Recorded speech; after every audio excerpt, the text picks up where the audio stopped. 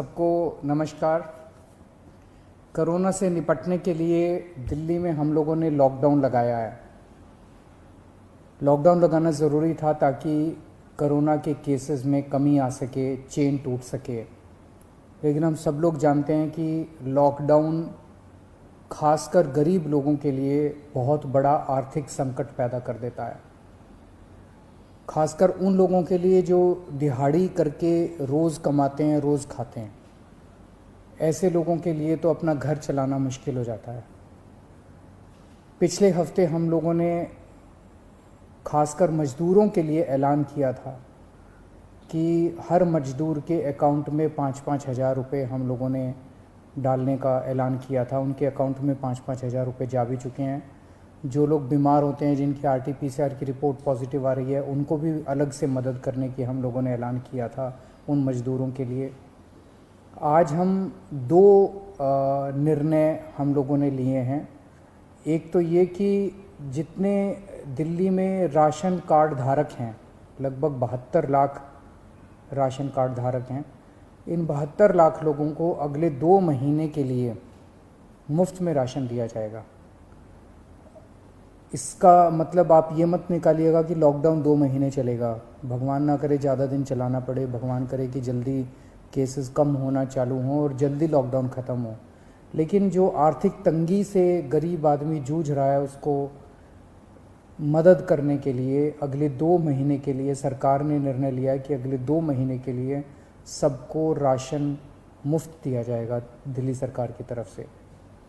और दूसरा निर्णय ये है कि जितने दिल्ली में ऑटो चालक हैं, टैक्सी चालक हैं, ये बेचारे रोज़ ऑटो चलाते थे, टैक्सी चलाया करते थे, शाम को थोड़े पैसे घर ले जाते थे और उसी से इनका घर चला करता था।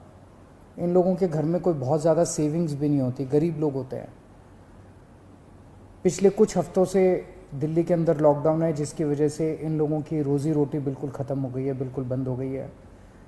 तो जैसे पिछले साल हम लोगों ने किया था, पिछले साल भी जब लॉकडाउन लगा था तो दिल्ली के सभी ऑटो चालकों को और टैक्सी चालकों को दिल्ली सरकार ने 5-5 हज़ार रुपये से दे के मदद की थी।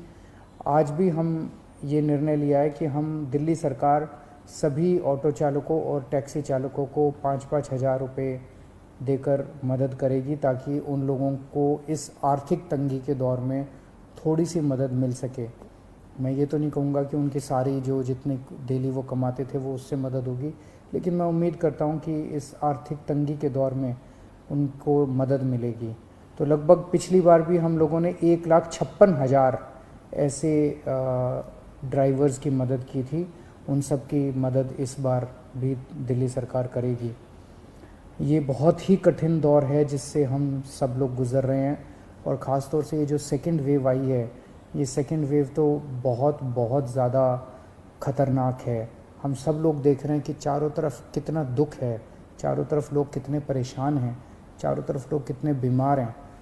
मेरी सब लोगों से हाथ जोड़ के विनती है कि ये समय हमें एक दूसरे की मदद करने का है, ये समय एक अच्छा इंसान बनने का है।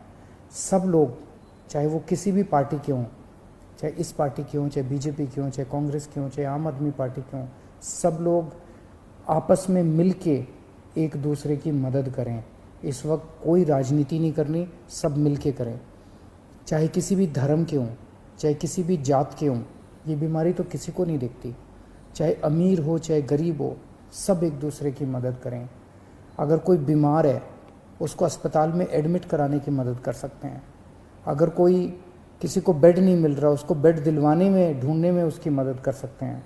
अगर किसी को कई बार केवल सूचना मिल जाने से काफ़ी मदद मिल जाती है, किसी को ऑक्सीजन दिलवाने में मदद कर सकते हैं। किसी के घर में सब बीमार हो गए, उनको खाना खिलाने में मदद कर सकते हैं, उनके घर पे खाना पहुंचाने में मदद कर सकते हैं। इस वक्त ऐसे बहुत लोग होंगे जिनकी रोज़ी रोटी नहीं चल रही होगी, गरीब लोग हैं, उनको आर्थिक मदद कर सकते हैं ताकि उनका घर चल सके। तरह तरह से आप लोगों की मदद कर सकते हैं।